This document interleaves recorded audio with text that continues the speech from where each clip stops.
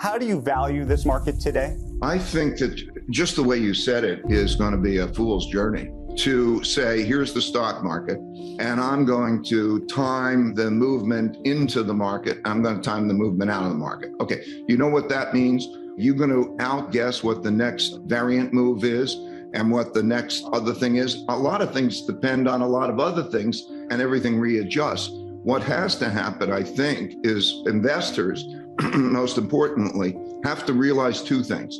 First, that cash is not a safe investment, is not a safe place, because it will be taxed by inflation. There will not be an interest rate that will anywhere near compensate. And it seems good because it's not volatile, but you're paying a tax of a few percent a year on that. So A, stay out of that.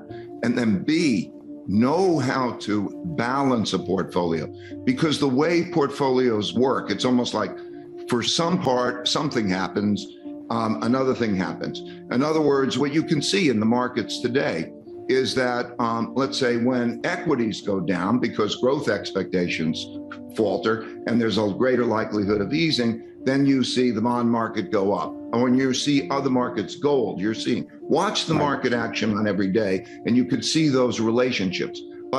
Wealth is not destroyed as much as it is transferred. And if you know how to balance those investments, we do it in what we call an all-weather portfolio, but if you know how to balance those investments, that's the most important thing. Be in a safe, well-balanced portfolio. You can reduce your risk without reducing your return, and you will not market time this, because even if you were a great market timer, the things that are happening can change the world, so it changes what should be priced into the markets.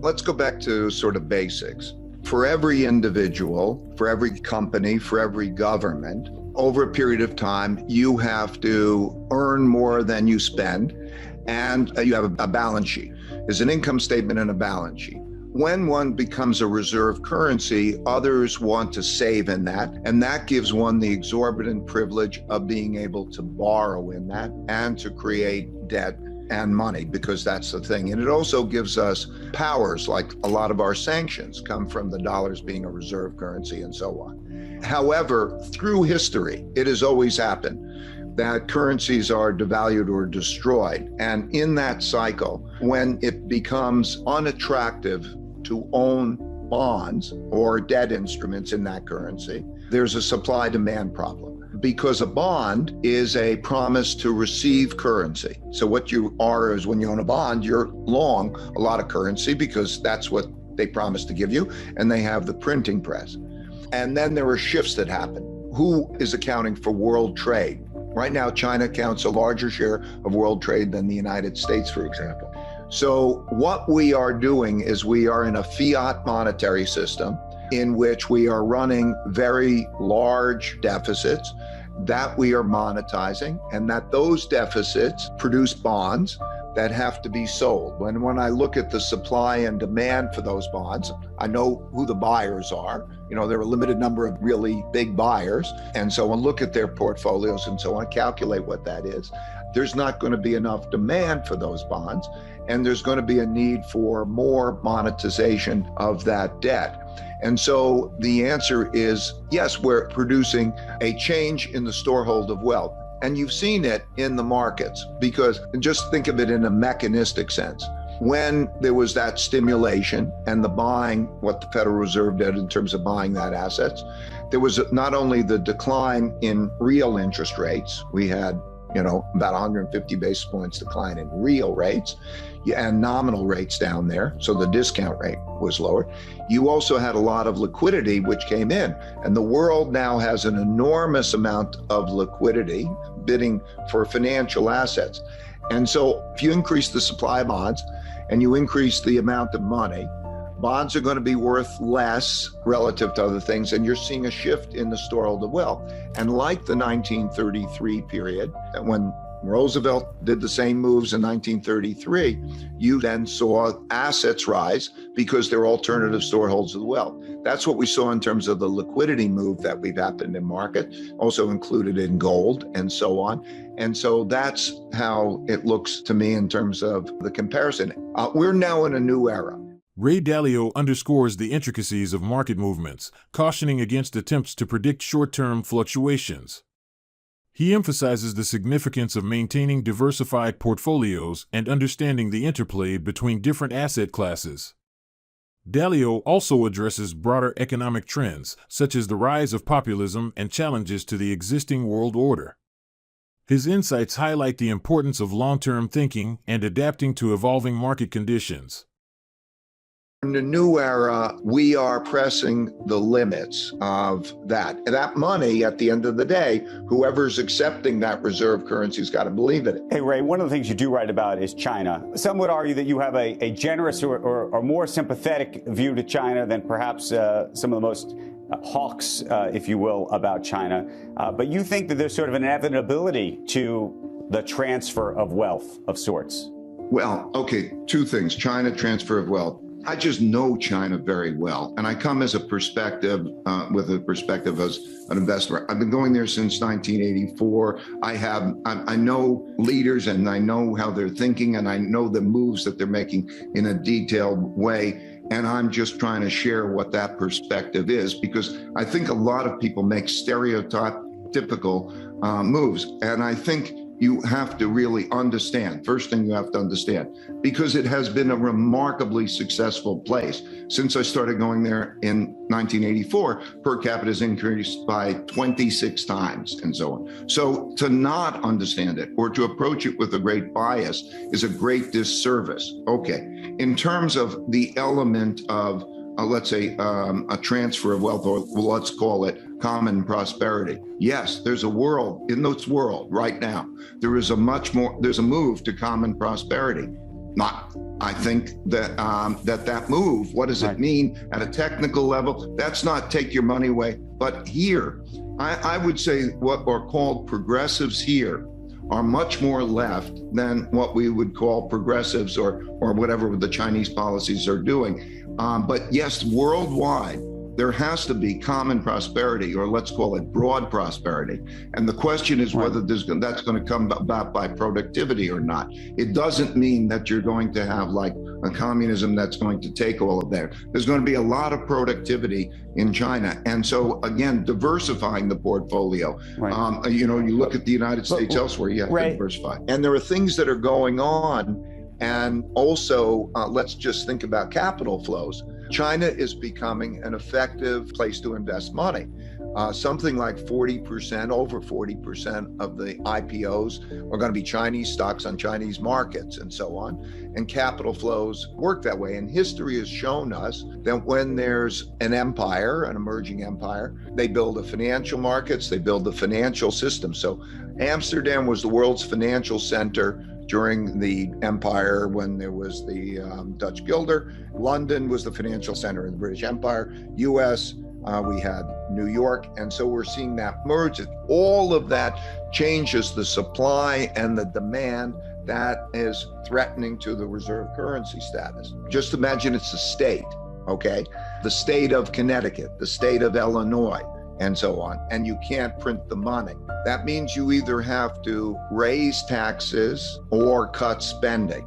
And history has shown in these empires that causes great conflicts, because raising taxes and or cutting spending has been all through these empires, and I've studied, I don't know how many over a long period of time, the number one reason that you have civil wars. So yes, it's easy to say we have to earn more than we spend and so on. But in this environment, in this highly fragmented environment, how are we going to get there?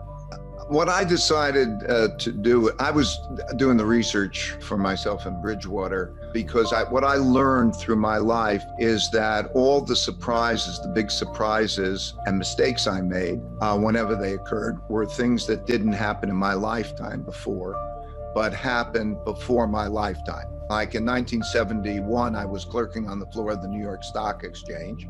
August 15th, I remember it very well.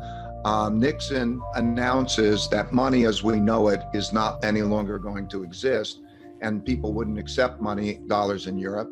And I went on the floor of the New York Stock Exchange where I'm clerking the next day. And I thought there was a crisis, and I thought the stock market was going to go down a lot, and the stock market went up a lot.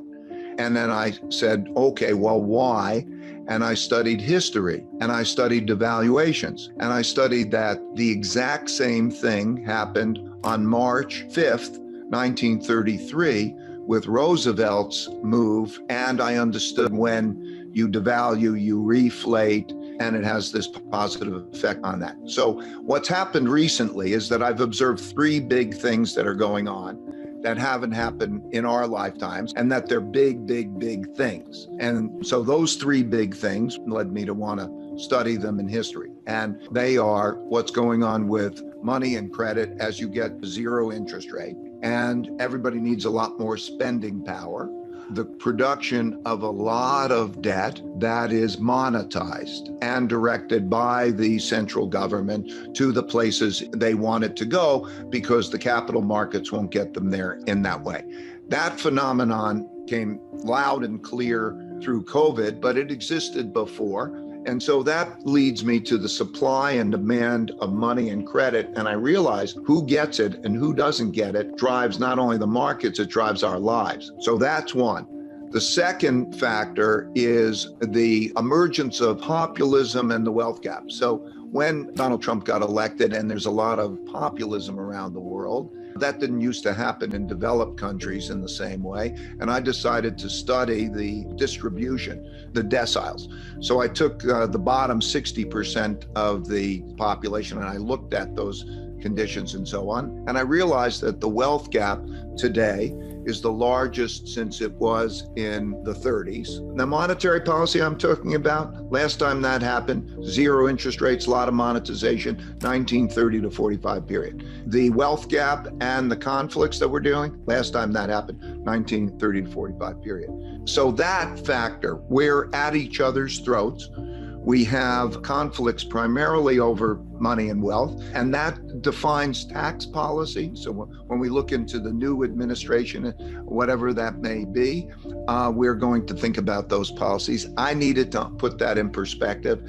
And then the third is the rise of a great power to challenging an existing great power. The world order that we're in began in 1945. The United States won the war. Basically, it accounted for 50% of the world's economy, had 80% of the gold. Gold was money.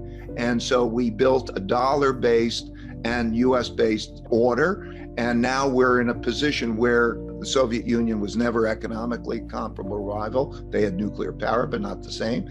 And so we're now seeing every day that rivalry. And as you know, like me, like you, will go there and we know the people, makes decisions and so on and so forth. And so by being able to see that, we perceive changes pertaining to that. So those are the three factors of our lifetime, which then said, I need to go back and find out what determines a reserve currency and not. So I went back 500 years because I needed the cycles. It used to be the Dutch Empire, the British Empire, and the American Empire. And that's what I did. So the reason I wanted to share it was I'm now at a stage of my life.